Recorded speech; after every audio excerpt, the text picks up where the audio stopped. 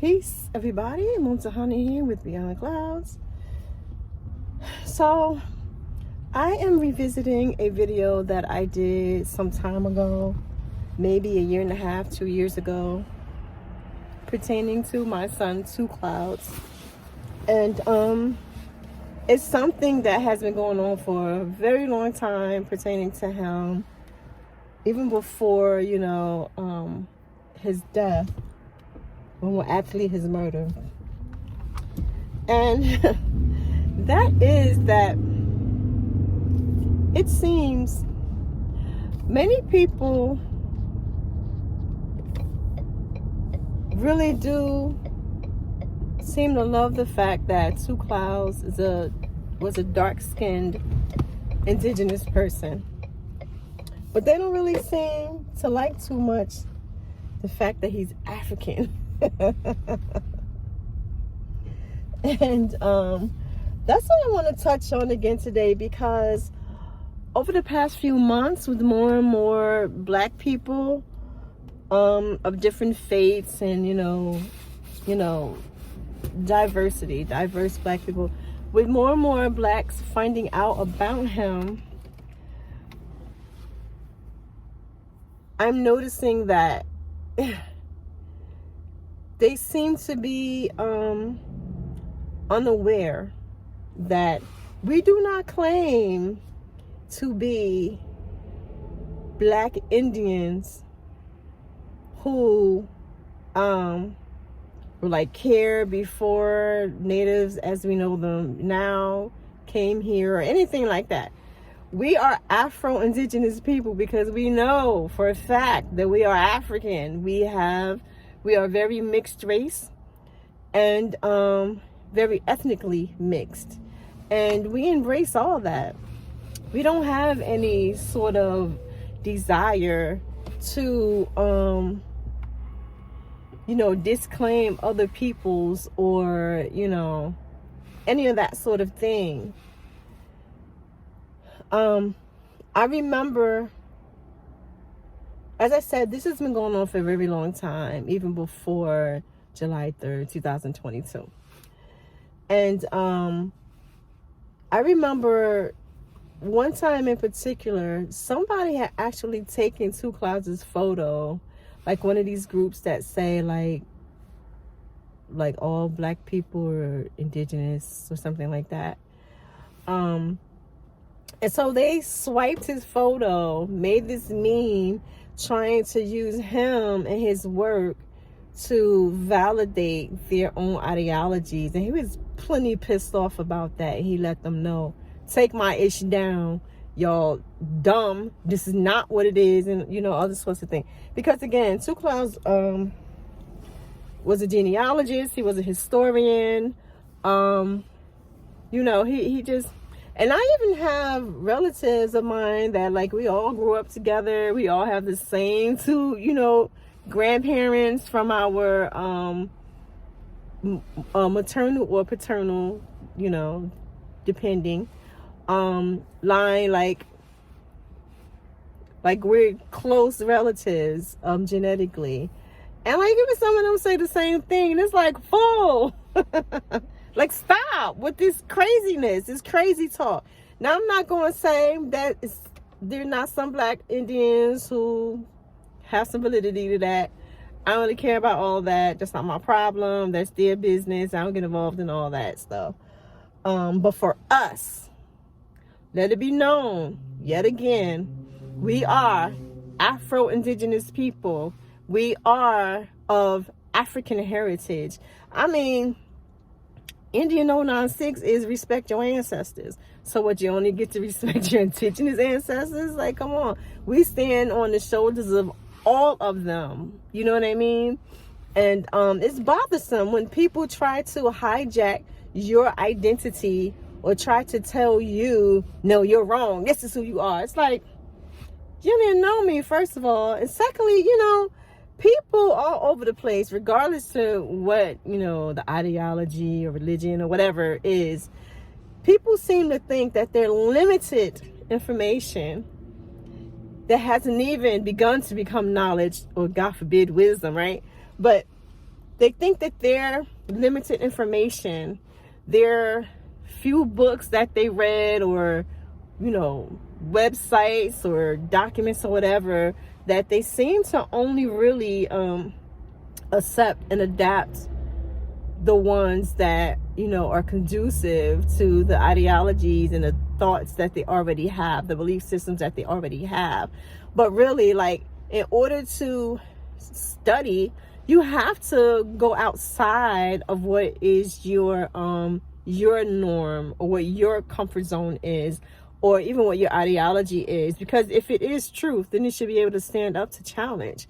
But you know, that's not what people do. They take their, again, limited knowledge, or their limited information, and that's the bar for everybody else. So if you say, like, nah, that's not true, this is who they are, these are my people, we know from whom we come. And so you can say all that, and it's like, nah, I never heard that before. Really?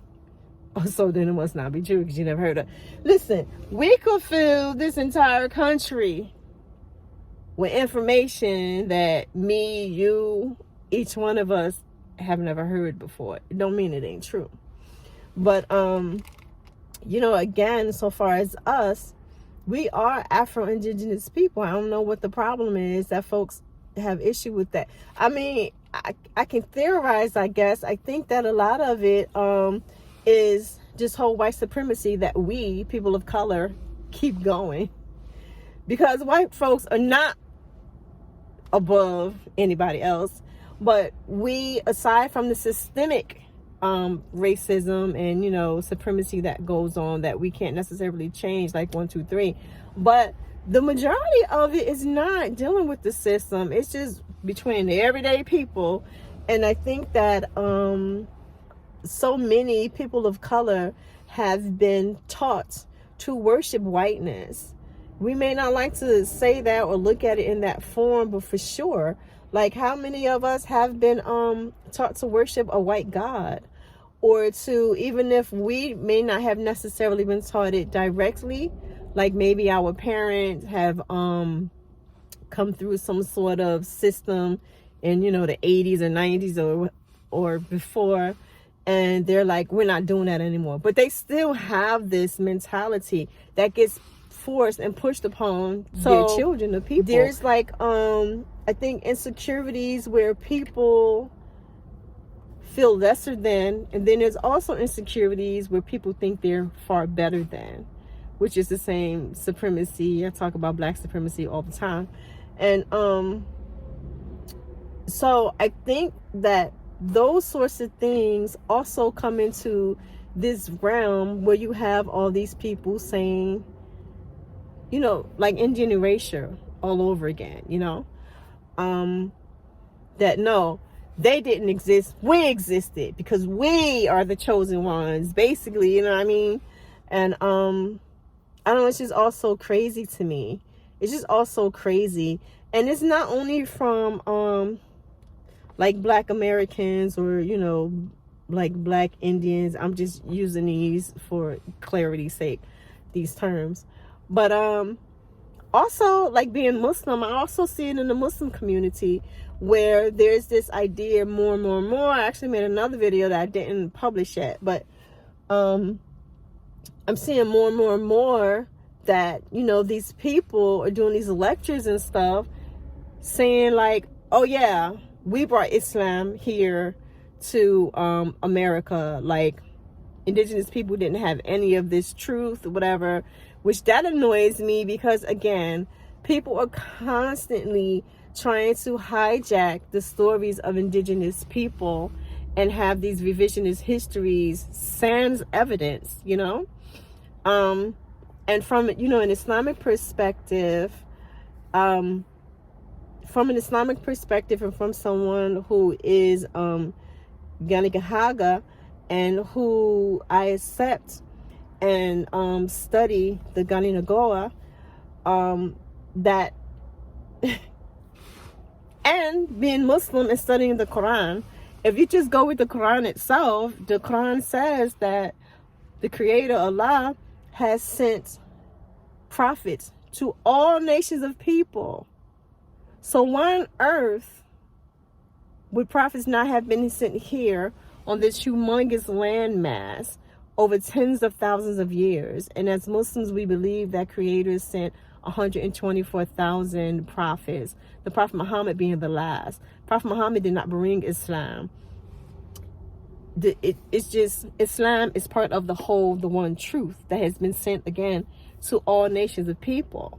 And so, but you know, Muslims, people are, you know, deemed scholars and all this sorts of thing. No, they're like, Muhammad brought Islam, and then Muslims brought Islam to here, you know.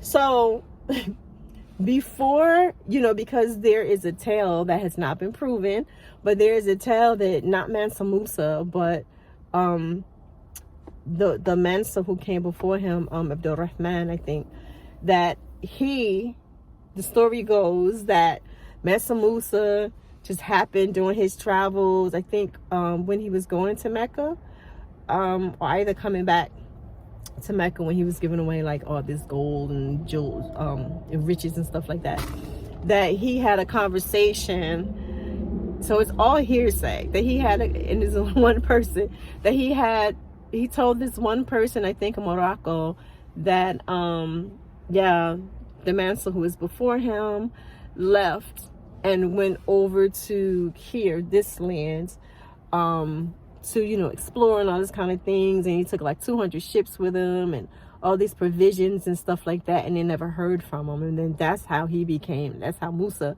became the next Mansa, the next king. But there's like no proof of this. There's no proof of it. It's just something that Muslims like to say because it sounds dope. And it's something that, you know, some black people like to say because it sounds dope. And then, you know, again, it lends this whole idea of, oh, they were just basically savages, just living life, you know, doing whatever they were doing with nature before we came in and we saved them, you know. But again, there's no proof of this. If Mansa Abdul Rahman did not come back, maybe they died. I mean, they came with this whole, if it happened, came to this whole, you know, this big Atlantic Ocean. So many things could have happened. I mean, was hyperbole used? Were there really 200 ships? You know, all these kind of things. And why are we just believing this guy who supposedly got this information from Mansa Musa? Like, who is this cat? But it sounds good. It sounds good. And it, again, takes people's own stories away from them, which upsets me, as you can probably tell. So, you know, you have Muslims like that who also, you know, like, ooh, you know, about Two Clouds because he was a Muslim, like, ooh, this black Muslim did that. And again, these same ideas of, you know, this savior mentality or what have you. Then, you know, there's been other people I've dealt with these sorts of things, or black folks who just like to go to powwows and things like that. And, you know, just to chill, I guess, and be able to say they went to a powwow instead of breaking bread and, hey, how can we help you? Because we already got our foot in the door. So what can we do to help? You know, but again, there's just these ideas, and it's frustrating because I know from my particular standpoint, there's always another turn that I have to deal with to be fighting for my son. And it's quite annoying. It's so annoying. And, you know, the people trying to, you know, say, no, that's not your truth. This is your truth. You can't tell me what my truth is. Most people can't tell me what their truth is. So, yeah, just this whole thing, man. It's like, it's so just, it's frustrating. It's annoying. It's tiring. It's draining because people are more committed to their own limited, again, information, their own needs and their own egos and their, you know, their own nafs, their lower selves, that they want to keep trying to tell me, no, it can't be. He can't be African. it's so weird to me because there was a whole time, I'm in my 50s, there was a whole time, like definitely between the 80s and the 90s, where everybody wanted to be black. It was always everybody was a Moor, everybody was a Nubian, everybody was, whatever, from Egypt, everybody. How you gonna say everybody? How? When we all have so many mixtures and so many nuances and so many, just genetic realities and cultural realities, you cannot simply look at a person. And even if you're from like this, have like some ancestors in common, it doesn't mean that all of your ancestors are the same. So for instance, I have a sister who, well, all my siblings would be considered half siblings to me, because half of them I share the same mother with but not the same father, and then the other side I share the same father and not the same mother. So I'm the only child that's from my mother and father together. So my sisters from my father and from my other side, my siblings, we have some ancestors in common but not all. So my siblings from my father who have different mothers, they're not Irish and German like I am. So they would never be able to say to me like, you ain't white, because I mean my complexion is obvious, but you're not white because we don't have that in our family. Well, you don't have it in your family, but I got it in my family. You see what I'm saying? So this just, again, there's so much nuance. There's so much nuance, and especially when you start getting into roots, like you start going back to generations, and it's not all from slavery and stuff like that either, but we're not all the same. We're just not. And so folks always want their stories and their realities to be respected, but they don't want to give those same props to other people. But y'all need to chill with all that. Seriously. We are grateful to have more and more support, like I said, over the past 3 or 4 more months or whatever. More people coming on board with me, like making the videos and the TikToks, and we have the blog and stuff like that. And, other things that I've been doing. I've, done several, I've done about 3 different interviews in the past, maybe month and a half or something like that. So it's getting the word out there, and we're extremely grateful for that. However, we stand on truth. And so people really need to, if you're going to embrace Two Clouds, and if you're going to be inspired by him, he is who he is, period. And that needs to be respected. And I'm telling you, I'm not the type that just gonna sit back and let folks try to revamp a story about my child. It ain't gonna ever happen. I don't care who he is. So let's just play nice. Let's have respect for one another. And, Two Clouds has a lot to offer, as he was and as he is. He don't need no spin to put on him, okay? He don't need a spin put on him. And, we really, what I would really love to see happen is that we stop all this foolish bickering and junk that we keep doing about who is first and all this kind. Who cares who is first? You're talking about thousands of years ago. It don't matter. It don't matter. What matters is us getting ourselves together, unifying in respect and in humanity and building. Because all these folks that's arguing and stuff all the time, I ain't seen not one of them build a thing for the next 7 generations, nor truly respect and honor our ancestors individually, our ancestors from 7 generations back and even further. How is our arguing about who we believe and we hope they were, like these superheroes, right? That whether they were or not, we do stand on their shoulders. And they did, they had their reality here that they had to push through, which allowed us to come forth and, you know, have the privileges that we do. But instead of picking up the baton, moving it forward, we just want to sit and argue and carry on, talking about who's best and who ain't. I got news for you. If your ancestors were that dope, ain't none of y'all really honoring them and being as dope as they were. So what are you going to do when a huge fear of mine is, of course, first and foremost, going before the Creator and having to answer for not doing my best to leave something behind for my descendants, and for, you know, again, standing on truth and to the best of my ability, really bringing those truths forth, right? And again, leaving something behind for my descendants. But also, I am really afraid of going and meeting my ancestors and them asking me, like, so, granddaughter, what did you do with what we left behind?